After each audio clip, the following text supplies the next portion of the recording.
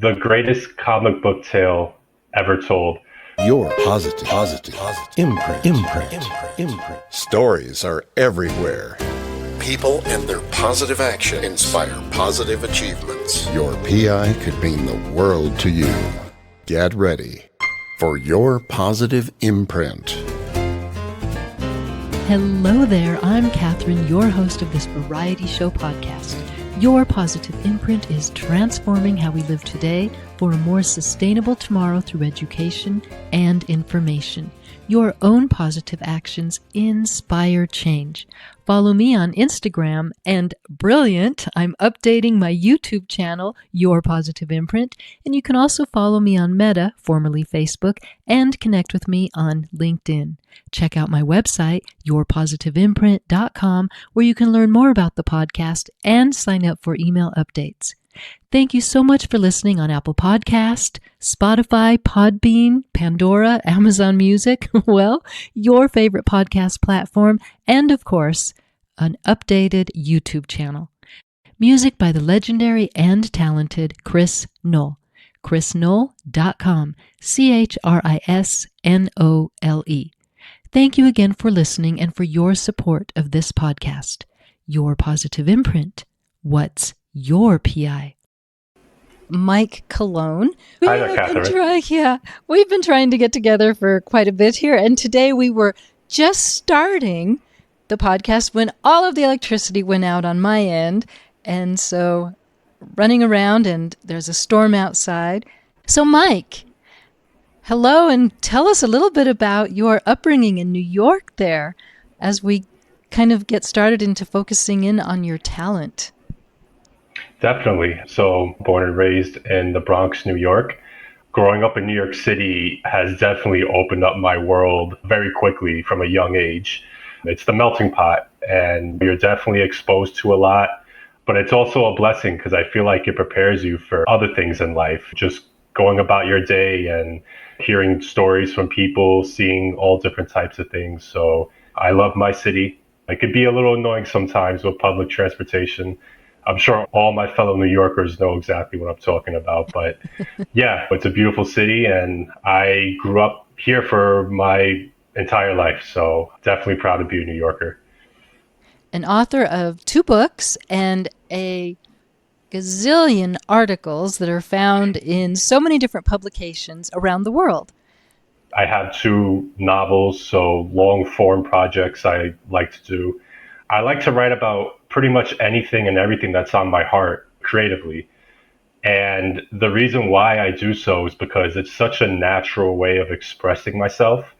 And it's just a beautiful art form that I fell in love with and started taking serious about 4 years ago. So the reason why I do this and try to get my work published on various platforms is, yes, to get that kind of stamp of approval and say, hey, your writing is publishable, and it is a good feeling. But at the same time, I want to connect with others and impact others through my work. I would say anybody who's in their particular craft, when they first start out, still trying to find their voice, they're just throwing paint onto the wall, and then you're kind of making sense of it as you go along. So that's the best way to describe, I guess, the process of, how I eventually got to writing books. But at the beginning, I wasn't thinking about writing books. That mountain seems too high, and I was actually self-doubting myself. But in a way, my earlier writings were helping me because which I'm sure you saw, like a lot of those essays are very deep, inspirational, spiritual, emotional. And ironically enough, I feel like just writing them helped me just as much as it probably helped the reader somewhere. So I would say over time, as I started to expand on my creative writing craft and explore my own talents and what I could be capable of, and my confidence started to build, you know what, why not try to write books? Why not? I mean, you never know until you try. So it's just one of those things where I just did it, and I wasn't afraid, and I put myself out there.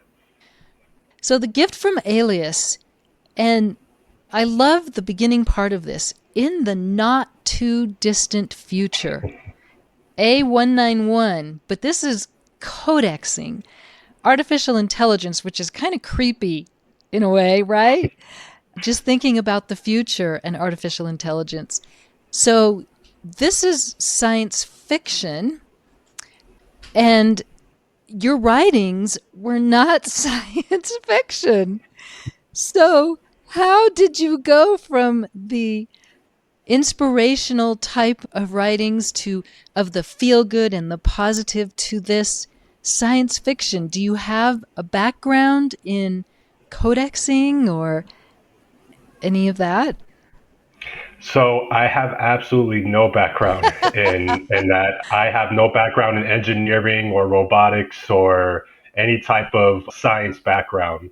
It was just me wanting to explore how far I could push my craft and just kind of go into uncharted waters and see where they lead. So, but you're absolutely right. It is a science fiction book. It's a lot of life philosophy and ideologies that bring other messages that the reader picks up on. So I would say the science fiction aspect is just the surface layer. But as you start reading the story and you follow the journey of A191, you feel him, like you feel his journey, his adventure, his purpose. And I feel like that's where most of my writings end up going. And I don't know why. I guess it's just my imagination or my style, but I always take a concept and then I add many deeper layers to it because you read most science fiction books and it's machines and artificial intelligence replace people and they become enslaved. Why not try to flip it a little bit? Why not try to add more of a spiritual element to it, add more philosophy to it? Because as we all know nowadays with artificial intelligence and how it's growing with a lot of the software tools that people use, I could understand why people would be intimidated because it's like the rate that it's evolving. But what I write about in the book is yes, there are consequences to that, but it's not as black and white as people may think it is. And it doesn't have to be a bad thing. It's really up to us. So that's just one of the elements of the book. What was your research like? So the research was actually fun. I learned a lot, and I did a lot of research mainly when it came to the dialogue of codex units, because obviously I can't speak like a robot, so I had to look up terminology that reflects the terms that they would use in their world. My main goal when I first started writing the manuscript was to create a story where a character was pursuing a purpose bigger than himself. So that was the core, that was the seed, that was the original seed. And then I pretty much painted circles around it. And yeah, a lot of my research was certain terms in the robotics field and engineering, how it could apply to the story and the dialogue between codex units, because you don't want to just throw words out there. The reader could tell, oh, he's just kind of winging it. I wanted to try to be as genuine as I could and do my own research and allow that to fit into the story. Because at the end of the day, the story and the elements of the story comes first. Aelius is actually a Greek name. I'm probably going to get this wrong, honestly, but the word Aelius means the center or sun. It's a name that has a very strong meaning to it. And as the reader reads the story, they would understand why the human boy who is reaching out to A191, why his name is Alias. So it's more for creative purposes that also adds to the overall story. Now, going on to a second book, which is a new release with your publisher, and you can go ahead and give the title. Yes, the greatest comic book tale ever told. Quite the long title, but every word of it matters. And why is that? Because it is the greatest comic book tale ever told. It's for someone like myself who's a fan of Marvel, DC. I can't wait for the upcoming Avengers movies. I love the MCU. I've always been a fan since they started coming out with that years ago. It's a comic book tale that's very psychological, and I could honestly say there is no other comic book superhero type story that is like this one. Anybody who's a fan of superhero epics or urban fantasy, drama, psychological fiction. It's a conglomerate of all those things. So similar to the first book, the main character, he's also trying to find his purpose in this world. You follow the story of Sonny, who lives in Irontown City, a fictional city, which is based off of New York. Sonny grows up in District 7, which is very povertized. It's basically the landfill area of Irontown, and his foster mother raises him. And she works 2 or 3 jobs. She does everything she does to keep the lights on, to put food on the plate, and make sure that they have clothes. And he escapes into his comic books to escape his reality. He doesn't have friends. He's a loner. He feels alone. And the comic book world that he escapes into helps him. As the reader continues to read the story, they soon realize that his reality is actually more fiction, and he has a bigger purpose to fulfill than what he feels like he's meant to. So it's a coming of age book. It's genre defying. And yeah, it's definitely a ride for the reader.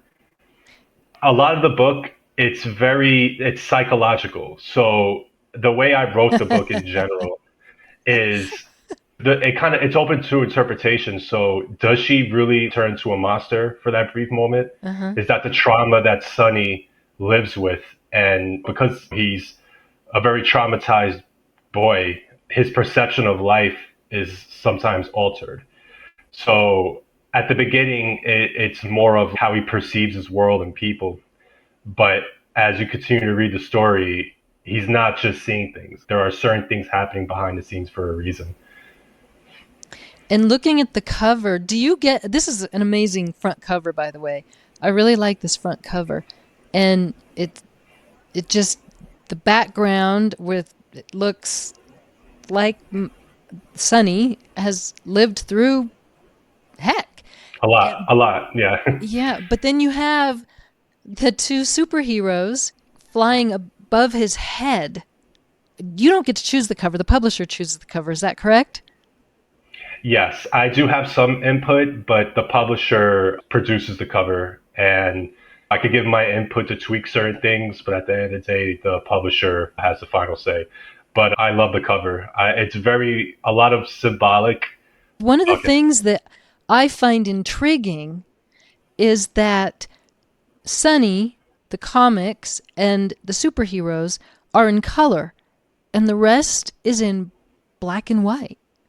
Yeah, so I would say it's a lot of metaphors going on. So you have the superheroes and the comic book that don't completely blend in with the background, if you notice. So if you look at Sunny in the background, it's very cinematic. It's a completely different graphic style. But then when you look at the superheroes in the comic book he's holding, it looks more cartoony. That's very symbolic of the story where his reality starts to bleed into fiction and his world isn't really what it seems. So that's one interpretation that I get from the cover. At the end of the day, it's not about trying to be famous or trying to get as many book deals or essays or poetry published. You got to care about the craft first and, what you get from it. Because it's a very intimate art, because it's really you and a notepad or your laptop and a computer desk. And you're going to go through so many emotions. You're going to explore your soul. You're going to combine that with the imagination. And at the beginning, you're just trying to find your voice. And before putting yourself out there and emailing platforms, just try to find your voice first and find out what you really love to write about. Yeah, excellent. And thank you for that. And I want to just go back to something on the book. Sonny is living in hardship, and we won't go through all of what is, but on the front cover it says, everyone is the superhero of their own story. I personally love that. And is that something that you think about? So I would say it's something that I heavily thought about when writing this particular book. When you strive to be the best version of yourself and you learn to accept the things about you, that makes you a hero in your own right. There's the classic saying that not all heroes wear capes. And to push that even further, no matter where you're from, your culture, the family that you come from, all the things that society throws upon us, you could still be a hero in your own right by being the best version of yourself and helping others and just growing as a person and trying to do the right thing. Mm-hmm. Do you see any of yourself in Sunny? I do. So all writers draw from personal life Mm-hmm. experiences for the most part. Depending on the projects, it's more of a concept ideas. So it might not be literally the exact same story, but they're drawing from key moments in their life. So to share a little bit more about me, I grew up in a single parent household. My mother, the most important person in my life. And it was a struggle, but she worked as hard as she could to make sure that her kids were good.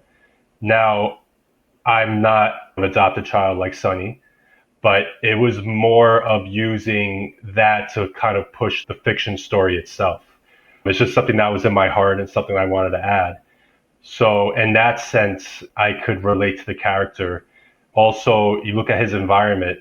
Now, his environment is a lot worse than my environment, but growing up in New York City, I've been around a lot of environments that are very povertized, and I've been exposed to that type of setting depending on where I used to work, where life takes you. So I wanted to also add that to the story to make the overall message more pronounced because no one's going to take the story serious if the main character grows up in a perfect place with a great support system. It kind of is the opposite of what the deeper messages of the story is. So that's the way I can relate to Sunny. That is very inspirational. So, last inspiring words. No matter what you're pursuing, you have to believe it yourself first. And how you learn to have more confidence is taking the time to know yourself, know the things that you may struggle with, your weaknesses, and embrace those things and work on those things.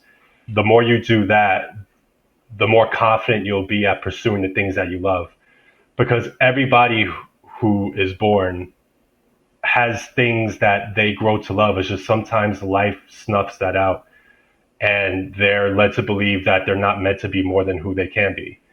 So take the time to learn about yourself, improve on your weaknesses, accept certain things about yourself. And it's okay not to be good at certain things because at the end of the day, that gives you room to grow. And that's what makes this life more fun is the opportunity to grow and learn new things and experience that growth. I want to write many more books, short stories, and just leave a long lasting legacy behind for, God willing, my kids one day and for people I grew up around. I used to be someone with very low self esteem. I did not believe in myself much at all growing up. I didn't know my purpose. I had a hard time finding my voice. But over time, you build that confidence. You kind of have to let go. You have to let go and just say, you know what? It's okay to be not good at certain things. I became obsessed with growing and being fearless and taking that leap of faith to put myself out there to get these book deals. And if I could do it, there's so many more talented people and authors out there I know that are waiting for their shot. Just be patient, continue to work hard, don't cheat, don't use Chat GPT. I just want to throw that out there. Just be authentic, and eventually when you be authentic and you find your voice, the right deals and the right things will start to fall the way they're supposed to be for you. Thank you, Michael Colon. I appreciate that you strived forward. Well, you are a superhero of your own story. Thank you so much for sharing your walk, your journey to your authorship, and for sharing your positive imprints here on Your Positive Imprint. Thank you, Catherine. I very much appreciate this. To learn more about Michael Colon, go ahead. Definitely. So, anybody who wants to keep up to date with my creative freelancing work on Google, you could just type in Michael Colon Portfolio. Also, anybody who wants to check out my author profile, you could go to twbpress/Michael Colon. I'm grateful to be on this journey, and I hope to continue to impact other people with my creative writing craft in a positive way. And you are doing just that. And I appreciate you, Michael Colon. Thank you for being here. Thank you so much. Your positive imprint. What's your PI?